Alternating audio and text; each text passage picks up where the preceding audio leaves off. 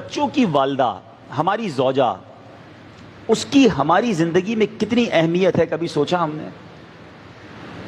ایک سوال کرتا ہوں میں آپ سے کہ شاید ہمارے بچوں کی والدہ جو ہے ہر نماز میں ہمارے لیے دعا کرتی ہوگی، اس کی ہر دعا میں ہم شامل ہوتے ہیں، ہماری کتنی دعاؤں میں وہ شامل ہوتی ہے؟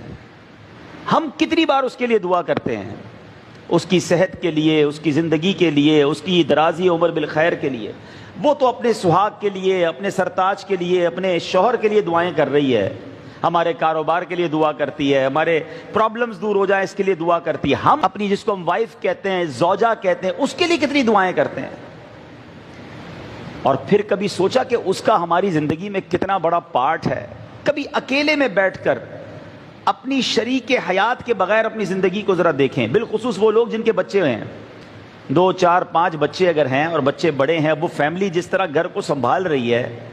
ہم سفر پر جاتے ہیں، ہمیں پتہ چل جاتا ہے کہ ہمارے کپڑے کہاں ہوتے ہیں، ہمارا سامان کہاں ہوتا ہے، وہ بھی ساری تیاری وہ کر کے دیتی ہے، پھر بھی پریشان ہوتے ہیں۔ اگر وہ زندگی سے ہی چلی جائے تو کبھی سوچیں کہ ہماری زندگی کیسی ہو جائے گی؟ جن میاں بیوی میں محبت ہے نا، اللہ کی نعمت ضرور ہے، مگر جب ان میں جدائی ہوتی ہے، اور اگر بچوں کی والدہ پہلے چلی جائے، کیونکہ میں نے بہت کلوزلی اپنے والد کو دیکھا ہے، میں نے اپنی ایک آبزرویشن ہے میری، ہو سکتا ہے غلط ہو، کہ شوہر کا پہلے انتقال ہو جائے نا تو بیوی گھر سنبھال لیتی ہے، بیوائیں بہت ساری ہوتی ہیں، کیونکہ اس کو پہلے بھی گھر میں رہنے کی عادت ہوتی ہے، بچے سنبھالنے کی، فیملی سنبھالنے کی، اسٹیبلش کرنے کی عادت ہوتی ہے۔ شوہر پیسے بھی گھر سے باہر کافی عرصہ رہتا ہے، لیکن اگر زوجہ کا پہلے انتقال ہو جائے تو والد کا گھر سنبھالنا یہ بہت مشکل ہو جاتا ہے، اور وہ بہت تنہائی فیل کرتا ہے۔ تو میرے میٹھے اسلامی بھائیوں، اللہ کی اس نعمت کی قدر کیجئے۔ وہ لوگ جو بات بات پر اپنی بیوی کو تانے دیتے ہیں، گالیاں دیتے ہیں، غصہ کرتے ہیں، جو منہ میں آتا ہے وہ کہہ دیتے ہیں، اپنی زندگی میں اس کا رول سمجھو، وہ بھی اللہ کی بندی ہے، اس کا دل توڑ کر اگر وہی اللہ کی بارگاہ میں کھڑی ہو گئی تو مارے جائیں گے۔